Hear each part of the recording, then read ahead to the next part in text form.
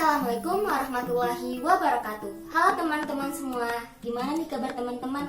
Semoga selalu sehat dan selalu bahagia ya. Jumpa lagi bersama Kak Desti. Nah teman-teman, pada video pembelajaran kali ini kita akan membahas mengenai peran Indonesia di tingkat Asia Tenggara dan peran politik luar negeri Indonesia dalam era globalisasi. Nah sebelumnya kakak pengen tanya sama teman-teman semua, ada yang tahu nggak sih apa sih Asia Tenggara itu? Baik teman-teman, Asia Tenggara merupakan suatu wilayah yang sedang berkembang baik dalam segi politik maupun dari segi ekonominya. Negara-negara ASEAN itu meliputi, biar teman-teman gampang ingatnya, Imata Visi Bufila Mikati, yaitu Indonesia, Malaysia, Thailand, Filipina, Singapura, Brunei Darussalam, Vietnam, Laos, Myanmar, Kamboja, dan Timor Leste. Nah teman-teman, terdapat beberapa pilar kerjasama ASEAN, yaitu ada ASEAN Political Security Community atau Komunitas Politik Keamanan ASEAN, ASEAN Economic Community atau Komunitas Ekonomi ASEAN, dan ASEAN Socio-Culture Community atau Komunitas Sosio-Kultur ASEAN. Nah, terdapat salah satu faktor penyebab terjadinya ASEAN terdorong untuk segera membentuk kawasan perdagangan bebas atau ASEAN Free Trade Area atau disingkat AFTA, yakni adanya perkembangan NAFTA atau North America Free Trade Agreement (NEU) atau European Union yang mendorong ASEAN untuk mengembangkan organisasi regional sejenisnya. Teman-teman tahu nggak? Ternyata Indonesia memiliki sejumlah peran loh di lingkungan negara-negara Asia Tenggara. Di antaranya pertama, Indonesia berperan dalam kerjasama Selatan-Selatan dan Trimular atau yang dikenal dengan KSST. KSST ini merupakan kerjasama yang dikembangkan demi membantu negara berkembang dalam mencapai target perkembangan mereka. Di kerjasama ini, Indonesia telah menyumbangkan 50 juta US dollar dan 45 juta US dollar untuk negara berkembang lainnya. Yang kedua, Indonesia juga ikut berkontribusi dalam South Exchange Facility Bank Dunia yang dibangun sejak Oktober tahun 2008.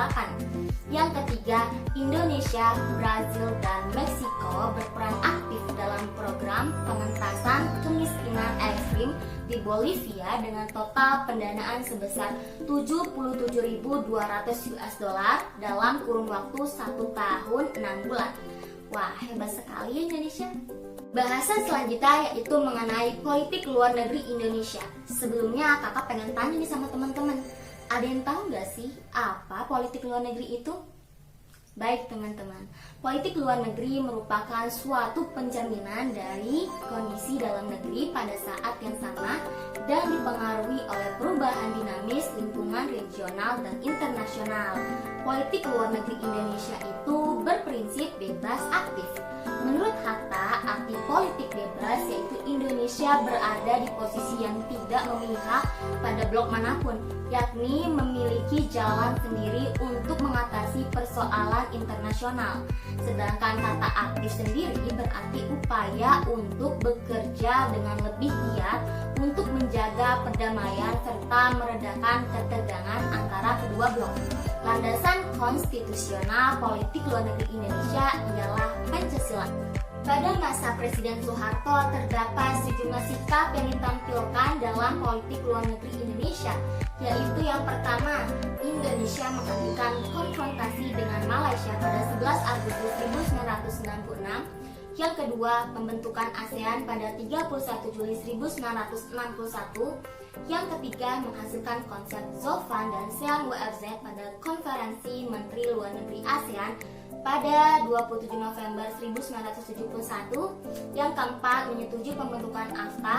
Yang kelima, normalisasi hubungan Indonesia dengan Republik Rakyat Cina atau RRC tahun 1989. Yang keenam, kerjasama ekonomi Asia Pasifik. Dan yang ketujuh, pembentukan OPEC. Nah teman-teman, selain itu ada juga nih hasil dari politik bebas aktif yang mengharumkan nama bangsa dan negara Indonesia. Di antaranya yang pertama adalah Konferensi Asia Afrika atau yang lebih dikenal dengan KAA. KAA KKA ini diadakan di Bandung antara tanggal 18 sampai 25 April 1955. Konferensi Asia Afrika ini diikuti oleh 29 negara dan menghasilkan keputusan yang disebut Dasar Sila Bandung. Negara-negara peserta KKA sepakat menggalang solidaritas mengenyahkan penjajahan. Konferensi ini menjadi cikal bakal dari gerakan non-blok pada tahun 1961. Yang kedua ada gerakan non-blok. Gerakan non-blok merupakan gerakan negara-negara Asia Afrika yang tidak memihak pada salah satu blok, baik blok barat yang dipimpin oleh Amerika Serikat maupun blok timur yang dikomandai oleh Uni Soviet dalam Perang Dingin. Nah, terdapat beberapa penggagas dalam gerakan non-blok ini, yakni ada Presiden Soekarno, Indonesia, Presiden Josip Broz Tito, Yugoslavia, Presiden Gamal Abdul Nasser, Mesir, Perdana Menteri Jawaharlal Nehru, India, Perdana Menteri Kwame Nkrumah, Ghana. Gerakan non-blok rutin mengadakan KTT setiap 3 tahun sekali. Konferensi tingkat tinggi atau KTT negara-negara non-blok pertama kali dilaksanakan di Beograd, Yugoslavia atau sekarang Serbia pada tanggal 16 September 1961. Konferensi ini dihadiri oleh 23 negara.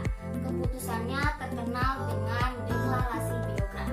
Nah, teman-teman, perlu diingat nih teman-teman, untuk bisa diundang hadir dalam KTT terdapat syarat-syarat yang harus dimiliki oleh suatu negara, yakni yang pertama, negara yang bersangkutan menganut politik bebas. Yang kedua, negara yang bersangkutan harus senantiasa memberikan dukungan bagi gerakan-gerakan pembebasan nasional untuk menuju tercapainya kemerdekaan mereka. Yang ketiga, negara yang bersangkutan bukan merupakan anggota dari persekutuan militer multilateral yang dibentuk dalam rangka pertikaian negara-negara besar. Dan yang ketiga ada Perserikatan Bangsa-Bangsa atau PBB. PBB ini dibentuk tanggal 24 Oktober 1945 di kota San Francisco, Amerika Serikat. Indonesia menjadi anggota PBB pada tanggal 27 September 1950 dan diterima sebagai anggota PBB yang ke-60. Peranan Indonesia dalam PBB adalah turut membantu menjaga keamanan, yaitu dengan mengirimkan pasukan Garuda ke luar negeri. Sayangnya teman-teman, Indonesia pernah keluar dari anggota PBB karena terjadi konfrontasi dengan Malaysia. Tapi untungnya Indonesia masuk lagi teman-teman jadi anggota PBB pada tanggal 28 Desember 1966. Yang keempat ada APEC, Kerjasama Ekonomi Asia Pasifik atau Asia Pacific Economic Cooperation atau APEC adalah forum kerjasama bidang ekonomi di antara negara-negara di kawasan Asia dan Pasifik. Organisasi ini dibentuk di negara Australia pada bulan Desember 1989. Sejumlah peranan Indonesia dalam organisasi kerjasama ini yaitu Indonesia pernah menjabat sebagai Ketua APEC periode 1994 sampai 1995 dan Indonesia menjadi penyelenggara pertemuan APEC di Bogor pada tanggal 14 sampai 15 November 1994 yang dihadiri oleh 18 negara anggota APEC. Nah teman-teman, sekian video pembelajaran kali ini. Kurang lebihnya mohon maaf. Wassalamualaikum warahmatullahi wabarakatuh. Semoga bermanfaat ya teman-teman. Sampai jumpa lagi di video berikutnya.